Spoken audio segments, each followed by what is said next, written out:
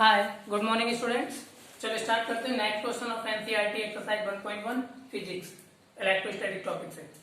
देखो जैसे क्वेश्चन आप सामने देख ही सकते हो, और अगर आपने बुक में पढ़ा हो, डाउट होगा तो पहले ही पढ़ रखा होगा आपने क्वेश्चन। तो चलो सीधा डायरेक्टली सॉल्व करते हैं। क्वेश्चन में क्या क्या दे रखा है उसे लिखते हैं। सबसे पहले क्या दिया है आपको, दे रखा है सबसे पहले देखिएगा 0.4 माइक्रोकूलम आवेश के किसी छोटे गोले पर किसी अन्य छोटे आवेशित गोले के कारण वायु में 0.2 न्यूटन बल लगता है। मतलब एक कोई गोला है छोटा सा, मान लो ये, ठीक, और कितना आवेश है इस पर 0, ये गोला है ये 0.4 माइक्रोकूलम आवेश है इस पर, ठीक। और इस पर कोई दूसरा गोला है, मान लीजिए ये, जिसके कारण जैसे ये वाला गोला आवेशित है, ये भी आवेशित है, इस पर कितना आवेश है आगे का क्वेश्चन पढ़ेंगे तो पता चलेगा। उसने बोला है कि यदि दूसरे गोले पर 0.8 माइक्रोकूलम आवेश हो, कितना है 0.8 माइक्रोकूलम आवेश। आप चाहो तो इसे Q1 मान लीजिएगा और इसे Q2, ठीक है। हाँ, अब पढ़ते हैं क्वेश्चन में, पहली लाइन में चलते हैं वापस। उसने बोला है कि अन्य छोटे आवेशित गोले के कारण वायु में 0.2 न्यूटन बल लगता है। मतलब इस वाले गोले पर आप चाहो तो इसे नाम दे दो A और इसे B। तो जो गोला A है इस पर B के कारण जो बल लग रहा है वो कितना है 0.2 न्यूटन। अब आप एक और चीज देख लीजिएगा, ये बल कितना लगेगा उसकी डायरेक्शन निकालते हैं। तो देखो 0.4 और 0.8 माइक्रोकूलम में उससे फर्क नहीं पड़ता यूनिट से, लेकिन ये भी पॉजिटिव और यह भी पॉजिटिव है। अगर दोनों आवेशों की प्रकृति समान है, इसका मतलब क्या है, वो एक दूसरे को रिपेल करेंगे, प्रतिकर्षित करेंगे। मतलब यह इस पर बल लगाएगा इस डायरेक्शन में, ठीक है। और ये बल F कितना दे रखा है अकॉर्डिंग टू क्वेश्चन, ये F दे रखा है आपको 0.2 न्यूटन प्रश्नानुसार, ठीक है। तो आप चाहो तो यहाँ पे लिख सकते हो सारी बातें जो भी दे रखी हैं। डायग्राम आई थिंक समझ में आ गया होगा, दिया है आप लिख लो Q1 Q2 और F, ये सारी चीजें। Q1 कितना है 0.4 माइक्रोकूलम। आप माइक्रो को हटा लीजिए क्वेश्चन को सॉल्व करने के लिए, ये दशमलव है यहाँ, ठीक है। आप इसे लिखेंगे 0.4 गुणा माइक्रो को हटाओ कितना हो जाएगा, 10 की घात -6 आ जाएगा और एक कूलम। और आप इस दशमलव को हटाओगे तो ये -7 हो जाएगा 6 की जगह पर, क्योंकि बट्टे में एक 10 और आएगा, ऊपर जाएगा 10 की घात -1 -6 कितना हो जाएगा -7। तो इसे लिख सकते हो 4 गुणा 10 की घात -7 कूलम, ठीक। और ये कितना लिखा हुआ है Q2, ये है 0.8 माइक्रोकूलम। इससे कितना हो जाएगा ये 0.8 गुणा 10 की घात -6 कूलम।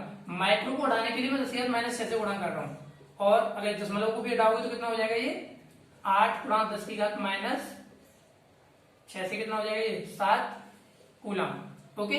और F कितना दे रखा है क्वेश्चन में, F दिया हुआ है आपको 0.2 न्यूटन। हाँ, तो दूरी पूछेगा फिर तो सिंपल, देखो पता चल रहा है इससे। हाँ, उसने क्या बोला, दोनों गोलों, ये पार्ट है, पहला पार्ट है यहाँ से A, मतलब ये दो पार्ट है, पहला A है और ये दूसरा B, ठीक है। दोनों गोलों के बीच की दूरी कितनी है, उन दोनों के गोलों के बीच की दूरी बतानी है, डिस्टेंस बिटवीन, है ना। कोई नहीं, आप मान लीजिए R, माना, लैंग्वेज में लिखना चाहो तो लिख सकते हो यहां पर, माना दोनों गोलों के बीच की दूरी स्मॉल r है, ठीक है। तब आप क्या बोलोगे, वही कूलम के नेम से ए पार्ट सॉल्व करने जा रहे हैं, ठीक है ना। फर्स्ट पार्ट सॉल्व करना है, ए को आगे लिख दो, लो खुश रहो। कूलम के नियम से, कूलम साहब क्या कह के मरे थे, क्या कहा था उन्होंने, अब गुजर ही गए ना। उन्होंने कहा था F इक्वल्स टू होता है 1/4 pi epsilon Q1 Q2 upon R। इसका सिंपल फॉर्मूला वही लगा दीजिए, F बराबर कितना होता है 1/4 पाई एप्सिलॉन और Q1 Q2 अपॉन R²। देखो F कितना दे रखा है ये, आप चाहो तो देखो इसका भी दशमलव बढ़ा सकते थे, इसे लिख सकते थे 2 गुणा 10 की घात -1 न्यूटन। तो F की वैल्यू यहाँ रख दो, कितनी है 2 गुणा 10 की घात -1, तो ये हो गया, ठीक। और बराबर इसकी वैल्यू 1/4 पाई एप्सिलॉन बराबर होता है 9 × 10⁹ के।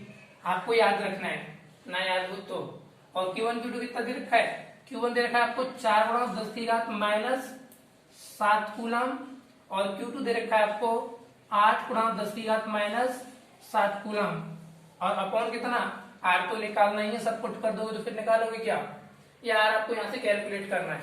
चलो कोई दिक्कत नहीं है। देखो क्या करोगे तुम, आके 2 से 4 को काट दो सबसे पहले, कितनी बार कटेगा ये 2, और इस 10 की घात माइनस 1 से एक पावर इसकी कम कर दो, 10 की घात कितना हो जाएगा ये माइनस 6। ठीक है, अब देखो मैं इस आर स्क्वायर को ले जा रहा हूँ इधर, अगर ये आर स्क्वायर इधर जाएगा तो इस साइड में कितना बचेगा, देखो ये सब कैंसिल आउट हो चुका है। देखो यहाँ पर 9 बचा, ये 9 8, और यहाँ पर कितना है ये 2, तो 9 8 72, और 72 दूनी 144। ठीक है, 10 की घात कितना आएगा, देखो यहाँ पर माइनस 7 तो ये रहा, और ये कितना है माइनस 6, और ये कितना है माइनस 9।